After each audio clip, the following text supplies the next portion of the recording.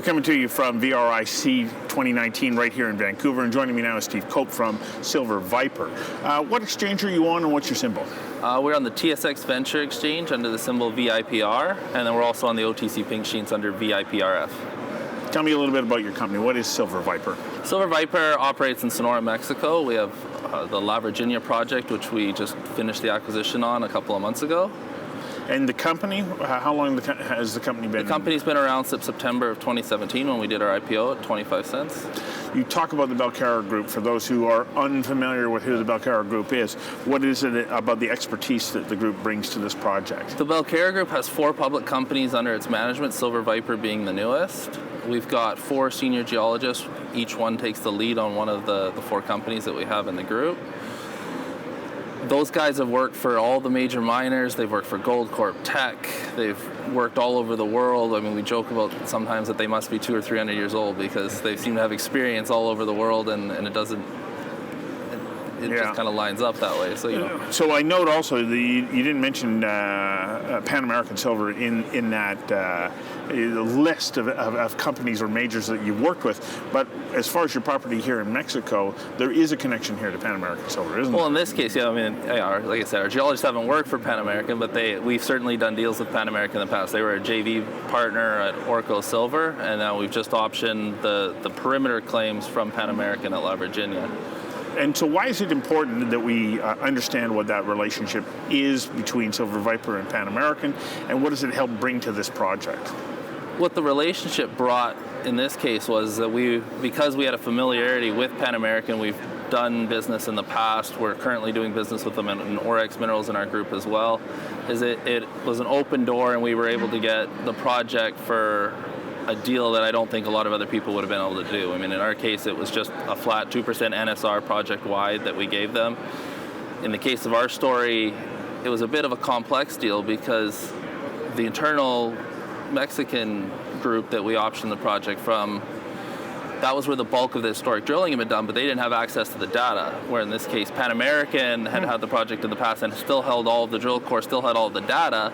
So it was vitally important to bring Pan American in and have that relationship to get access to that data, do our due diligence, and then ultimately do a deal with Pan American and the internal stakeholders. So Silver VIPR is still a junior mining company. Yes. But because of this relationship with Pan American, what does that say should you get the results that you're looking for? Well, in this case, Pan American made it very clear to us as well that they're not just giving up on this project. Well, they have the NSR that if we go and make the discovery and do what we're very good at, that they'll still be very interested in ultimately doing a deal and be very comfortable buying it back from us if we get to that point. Well, I think that you answered an important question for somebody who's watching, going, well, hang on a second.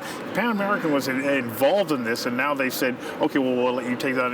Is that because they've lost interest? But no, this gives them an opportunity where they don't have to focus on it. Yeah, I mean, it was the deal.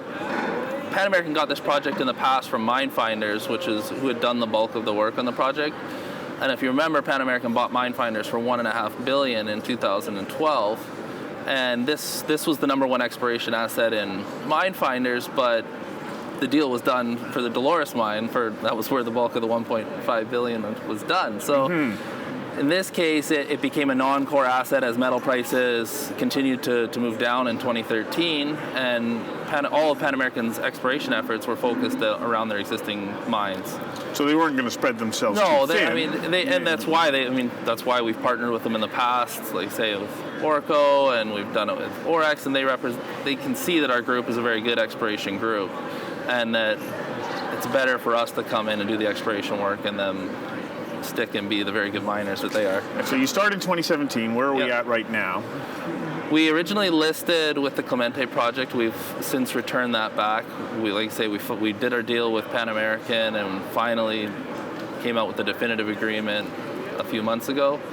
So now we did our first drill program on the La Virginia project. We made a brand new discovery that was announced last Thursday. Tell us about it. So the discovery was in the El Ruby area of the project. It had previously not been sampled. It hadn't been mapped. It was the reasons where it's very difficult to get into it.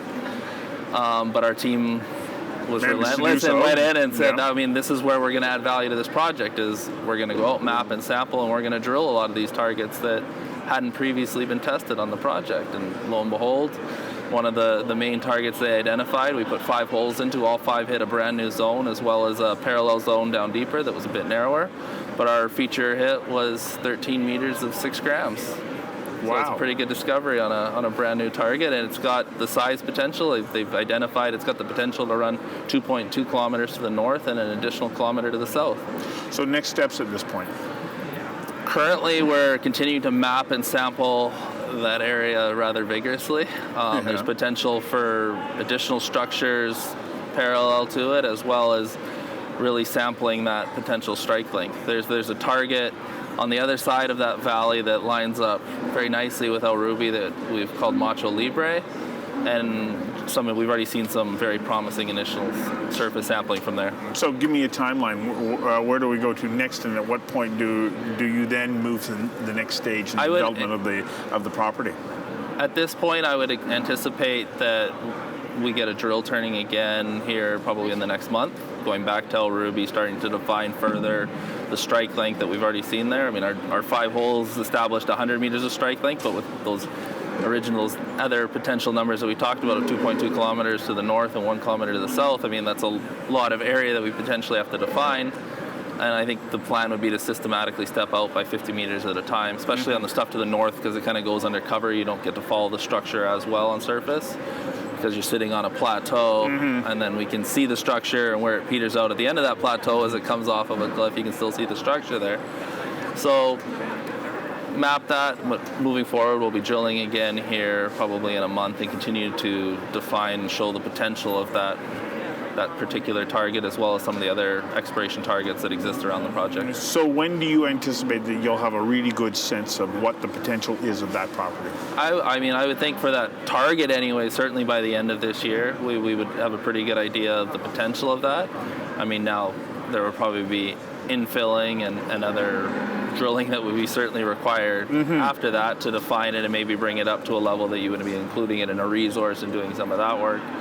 But there's a lot of other untested targets as well. So I mean, our main focus right now is to continue to show the potential of the project, do our exploration work, exploration drilling to define and show the potential, and then whether we at that point look to bring a major in as a partner or potentially even the project off, we'll see. But the drill will tell us where we're going to go from there. And always, what are, you always look at jurisdictions, the regulatory environment, political, and of course weather. What are the advantages that Mexico, especially this part of Mexico, bring to a project of this nature? Well, Sonora certainly been known for mining. There's a lot of existing mines in production in the state of Sonora. From a security standpoint, it's a lot safer than certain other states in Mexico and some of the problems that we've seen in our sector down and more towards southern Mexico. There's no royalty in Sonora on a state level. It's friendly, it's a cheap workforce. You can operate there a lot cheaper than you can in a lot of other parts of the world.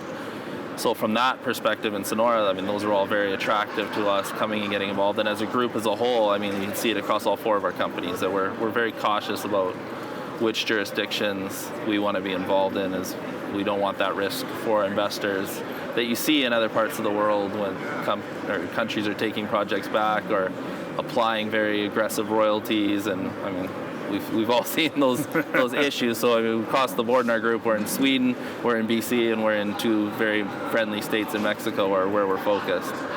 So, of course, it dawns on me that somebody who's watching this might go, well, hang on a second, what are you drilling for? What is the mineral that you're planning on bringing out of the ground? Our result was on a gold equivalent. It was split. It was more gold, but it also had some very significant silver credits associated with that as well. Right, and so it's looking promising. And the good thing about that is it gives you access into a couple of different markets that might be in different life cycles. Yeah, absolutely. I mean, I'm happy to have a project that we can play both sides of the precious metal spectrum. I mean, our main focus everywhere has always been precious metals, but you're right. Sometimes a project is predominantly silver with very little or no gold, like we have in Dolly Varden in BC.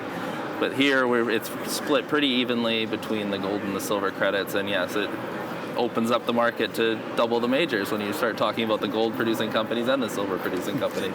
Your smile would suggest that you're feeling pretty optimistic about 2019. We're very happy and we're very enthusiastic about this discovery and the impact it has on this project. And as a new company, it's a great start. We make a brand new discovery on a project that have had both Pan American and mine finders exploring on it, and they did very good work in the existing area that they defined. But for us to come in and use our expertise to identify some of these new targets and then have success at them, we're very happy. Well, of course, we'll be watching. Thank you very much for coming in and sharing this. Okay. Thank you. Bye.